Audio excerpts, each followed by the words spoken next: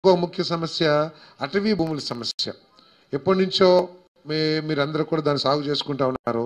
దురదృష్టం ఏంటంటే అధికార వ్యవస్థలో కూడా తెల్ల కాలర్ల వాళ్ళకేమో కొంచెం ఎక్కువ గౌరవం ఇస్తారు, మాసిన కాలర్ల వాళ్ళేమో కొద్దిగా తక్కువ గౌరవం ఇస్తారు.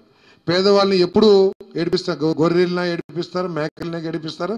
నా కారు వెళ్తే మాత్రం నన్ను ఏమనరు. అటువంటి పరిస్థితి ఉంది. కానీ మనకు మంచి అధికారులు ఉన్నారు.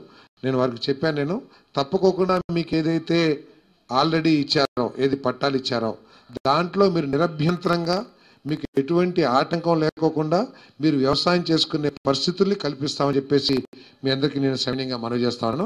తప్పకుండా జేసీ గారి ఆధ్వర్యంలో ఒకరోజు మీటింగ్ పెట్టి మీకు ఇంత ముందు పట్టాలు ఉంటే గనక ఆ పట్టాలని ఏ విధంగా కాపాడాలి, లేకపోతే మీకు ఎటువంటి సమస్య లేకుండా ఏ విధంగా చేయాలని ఒక మీటింగ్ పెడతాను.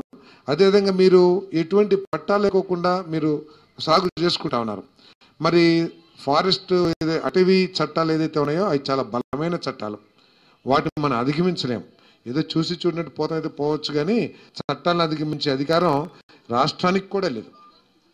కాబట్టి దాన్ని ఏ విధంగా చేయాలనే విషయాన్ని డిఎఫ్ఓ గారిని లేదా అంతకంటే పై అధికారులను ఒకసారి తీసుకొచ్చి మనం మీకు ఇబ్బంది లేకోకుండా ఏ విధంగా చేయాలో చేస్తామని చెప్పేసి మీ అందరికీ సెవెనింగ్గా మనవి చేస్తాను. తప్పకుండా ఏ ఆశతో అయితే నన్ను గెలిపించారో ఆ ఆశల్ని వమ్ము చేయకోకుండా వాటిని నిలబెట్టి మళ్ళీ మీ మనసులో స్థానం పొందుతానికి నేను కృషి చేస్తానని చెప్పేసి మనవి చేస్తూ సెలవు తీసుకుంటాను.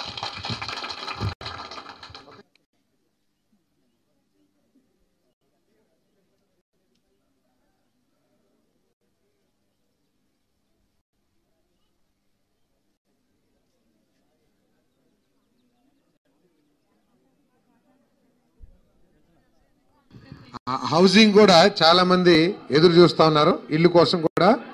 నిన్ననే ఒక నిమిషం అమ్మా, నిన్ననే ఒక 2 రోజుల క్రితం మీరు టీవీలో కూడా చూసుంటారు, ముఖ్యమంత్రి గారు గృహ నిర్మాణ శాఖని సమీక్షించారు. ఆ సమీక్షలో మన నూజివీడు నియోజకవర్గ ప్రజలు, రాష్ట్ర ప్రజలందరి తరపున చంద్రబాబు నాయుడు గారికి ప్రత్యేకంగా ధన్యవాదాలు తెలియజేస్తా ఉన్నాను. ఎందుకంటే మన సమస్యలన్నిటికీ కూడా ఆయన సానుకూలంగా స్పందించి చేసేద్దామని చెప్పేసి ఉత్తర్వులు కూడా ఇచ్చారు. దాంట్లో ముఖ్యమైన ఏంటంటే 2014, 2019లో ఇల్లు కట్టుకుంటే పక్షపాతంతో గత 19-24 మధ్యలో ఉన్న ప్రభుత్వం ₹1 కూడా ఇవ్వలేదు. వాళ్ళందరికీ కూడా డబ్బులు ఇప్పించే కార్యక్రమం చేస్తాం.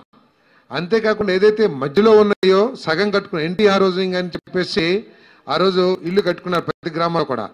ఒకవేళ రూఫ్ దాకా అంటే స్లాబ్ వేసేసి ఇంకా చిన్న చిన్న పనులు ఉంటేనేమో వాటిని కొనసాగించి డబ్బులు ఇచ్చేస్తాం. లేదు బేస్మెంట్లో ఉంటే కనుక వాళ్ళకి మళ్ళీ కొత్తగా శాంక్షన్ చేపించి వాళ్ళకి కూడా ఇస్తాం.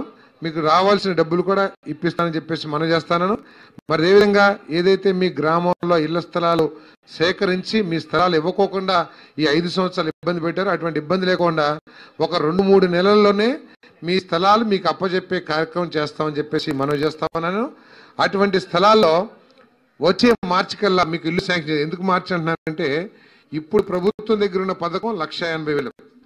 వచ్చే సంవత్సరం మార్చి తర్వాత కేంద్ర ప్రభుత్వం మార్గదర్శకం ప్రకారం 4 లక్షలు చేయబోతా ఉన్నారు. ఆ 4 లక్షల స్కీమ్లో మీ అందరికీ కూడా ఇల్లు శాంక్షన్ చేయించి పెడతారని చెప్పేసి కూడా మీకు మనవి చేస్తాను. ఓకే సార్, పెన్షన్ పంపిణీ కార్యక్రమం సార్, పెన్షన్ పంపిణీ కార్యక్రమం సార్. పెన్షన్స్ ఇక్కడ ఒక 7 మందికి పెన్షన్స్ ఇస్తున్నారు సార్. పిలవనా సార్? సార్ పిలవనా సార్? పిలవనా సార్? ఎండి లక్ష్మి ఏది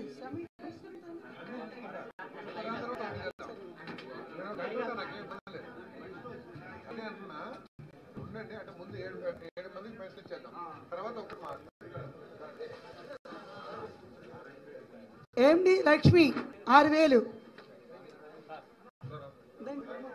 దాంట్లో తీసుకురండి. లేదా police సచివాతి line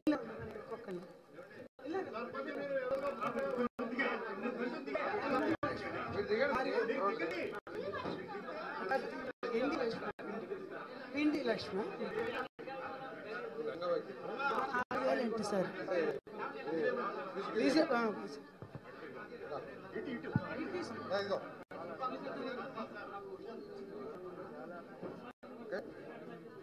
police సచివతి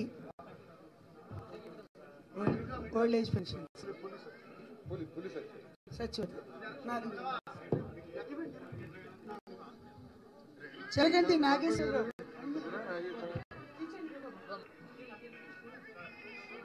Chilakanti Nageswararao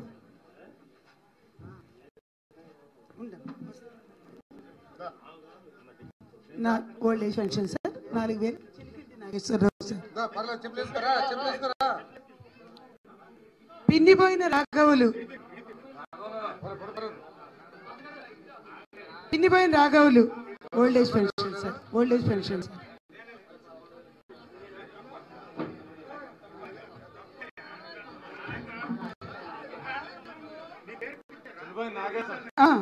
పిన్నిపోయిన రాఘవులు గారు నాగేశ్వరరావు గారు చిలకంటి నాగేశ్వరరావు గారు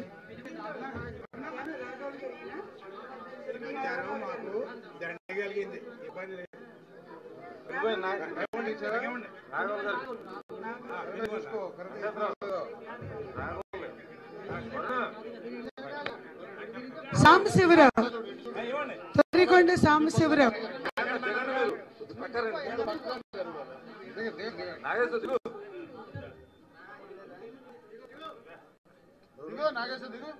తొర్రికొండ సాంబశివరావు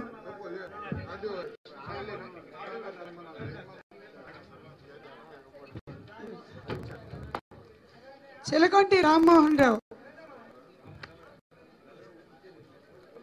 అచ్యుతుపల్లి రాఘవులు గారు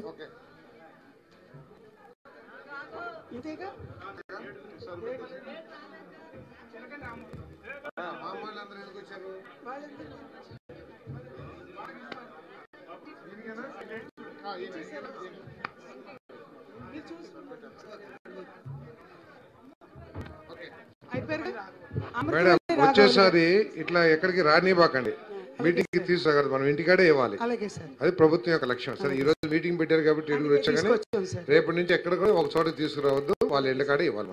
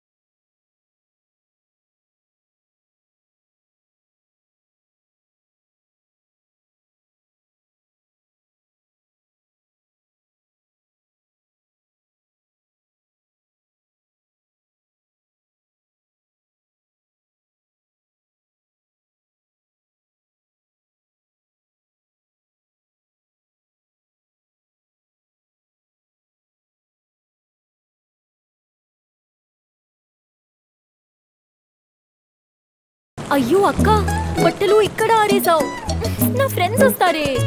అయ్యో అక్క, తడి బట్టల వాసన కొడితే నా ఫ్రెండ్స్ ఇక్కడ ఎలా ఉంటారు?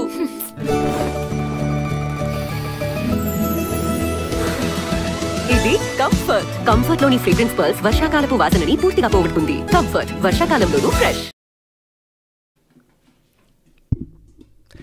What's up, Node.js developers? Welcome back to a new live stream.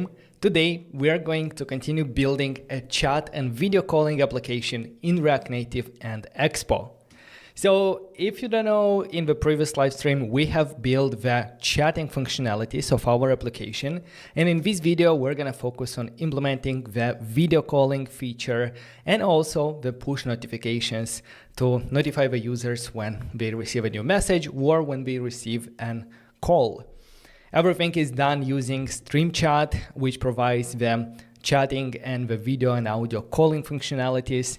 And from the tech stack, we're using React Native, Expo Router, and for the backend, we're using Stream and Supabase for our custom functionalities for authentication and so on.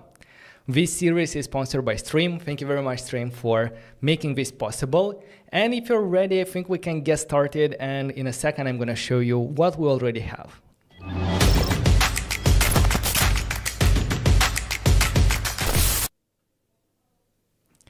So let me show you a quick demo what we already have. Here is our login screen. The authentication is implemented using Supabase.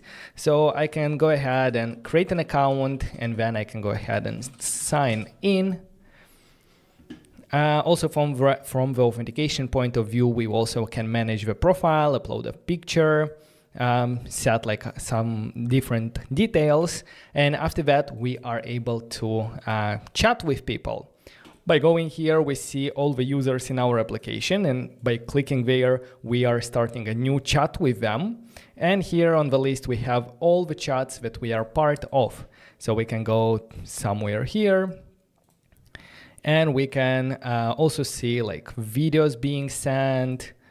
Like here, we see messages, we can react to messages, we can reply.